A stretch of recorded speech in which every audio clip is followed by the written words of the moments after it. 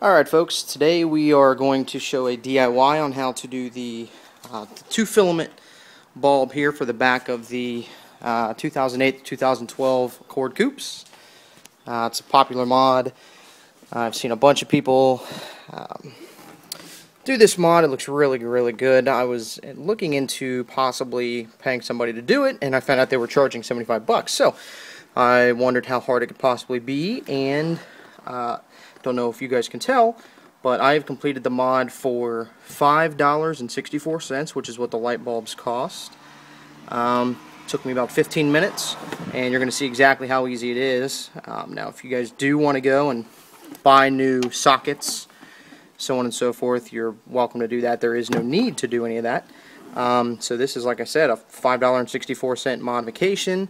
Or hopefully we're going to get to show you, this is the end result of exactly what it looks like. So you can just throw a little bit of electrical tape on, which I will do, but for the all intents and purposes of me showing you exactly how to do it, I wanted to leave the bulb exposed. So basically, let me show you a list of the tools that you're going to need to do the modification. We're going to do it on this side. I haven't done this side yet. So you are basically in need of one piece of 18 or 20 gauge wire. I'm using a 20 gauge, cut to 8 inches. On each end, you're going to make, see if you can focus in on that. One, you're going to make a loop, a small loop. The other end, you are going to pinch it together so it's just double thickness on the one end. Here, let me see if I can get a good shot. There we go. And 2 zip ties per side, so you're going to need 4 zip ties total, 2 8-inch pieces of wire, 1 pack of the 7443 Sylvania bulbs or comparable, and I'll show you how to get started. Alright guys, I got my subwoofer box moved out of the way here. I've already pulled my clips out that hold the carpeting on. There are one in this top corner and one down here. I removed the big seal at the bottom just to make it easier. It's not necessary. Honda calls for it. So that basically flips back, and I have taken out my 2 light sockets. The top one is my turn signal. It's got 2 wires that go into it. On this side it's black and blue, and let's see, I don't know if you can tell there. There is a red, green, and a black wire that go into your brake light. It's red, green, and black on the left and the right side. However, the turn signal bulbs, the colors are different on the other side, but it's not going to matter because you're not going to mess with any of that.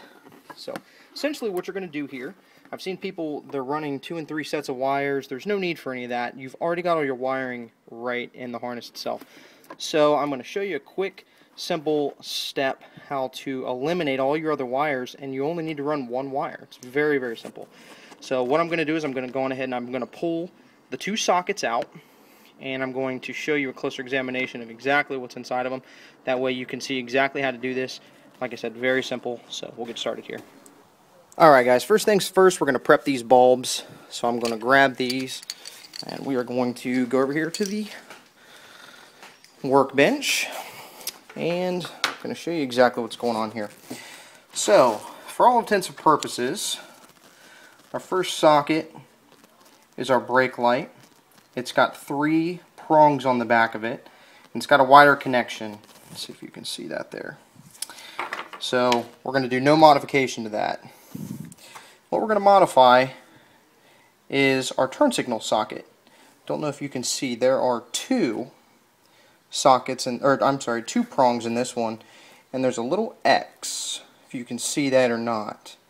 There's a tiny little X down in there. I'm trying to get some light on it.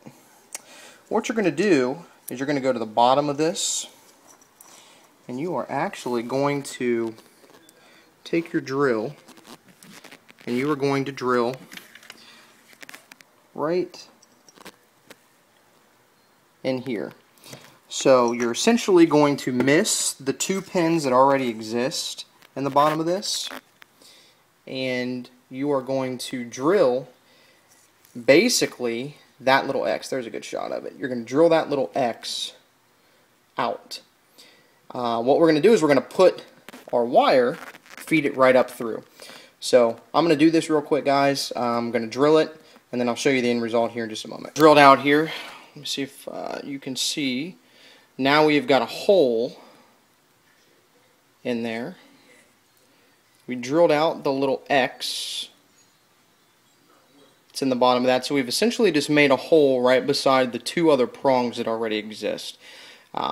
Keep this in mind. Now you're doing this to the turn signal socket, not your larger socket. I don't know if you can see the difference in size here on these two pins.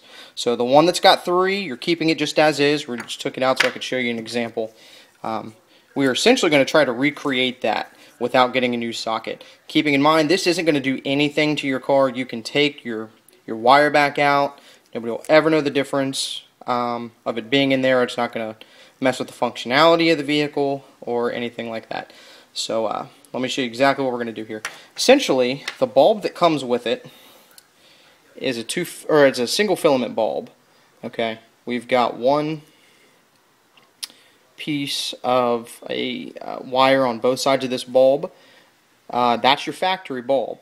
What we're going to do is we're going to want to disregard that bulb, and that's why we're going to get these 7443 bulbs.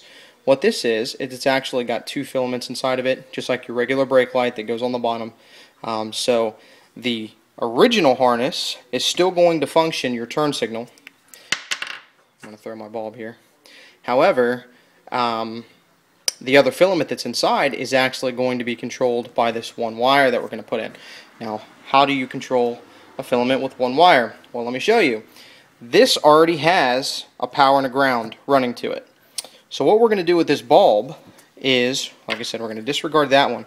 We are going to take, if you can see that, we're going to take on one side, pick a side, it does not matter, and we are going to bend this part of the filament over to the other side in order to touch the one that's already on both sides. So essentially, we are going to connect this and this together. Alright guys, we're going to take our new bulb here. This is our our single filament bulb. We're going to switch to our new 7443 double filament bulb. And let me show you exactly what I have done here. I have taken this originally started, I don't know if you can see now, I have got 2 prongs bent back touching one another. Those are actively going to serve as our ground. So we are eliminating some of the wires that we need to run by actually tapping into the harness that already exists in the back of the car. So let me see if I can get a good close view of that. So I am touching 2 of those prongs, and we're going to kind of go from there.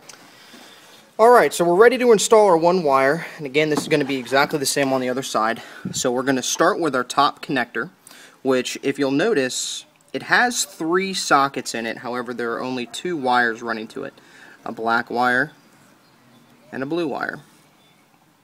So what we're going to do is we're actually going to take this wire and we're going to run this through the hole that already exists. So let me see if I can do this now while holding. There we go. I have just fed that through to the wire that to the hole that already exists. So I'm going to extend it up a couple inches here, and I'm going to go on ahead and find my socket here, the side, and I am going to fish that wire through that little hole that we made earlier. So it's going to go straight in. So now our socket is connected, and we've got a power and a ground for our new bulb. Okay, so now what we've got is one wire that we've fished up through the open hole in the factory harness. We have pulled it through the hole that we've created with our drill, and it has given us this. So you are going to make sure that this far new pin that you just put in here is far back away from touching any of the other electrical connections in there. As you can see, mine is off to the side. So Now, with that being said, we can put our new bulb that we just made a minute ago with our double filament that we rolled to the back. We can put that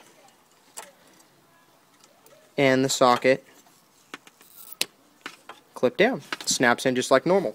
Now, what we're going to do is we're going to take one of our zip ties and we are going to zip tie this wire right here to this harness tightly so it doesn't go anywhere. However, we don't want it too tight that you're going to pinch your wire off. So let me go on ahead and get that zip tie in place and I'll show you the next step. Alright guys, so now what we have is our zip tie in place. I am going to trim off our zip tie here and we are going to connect our other end into the red wire.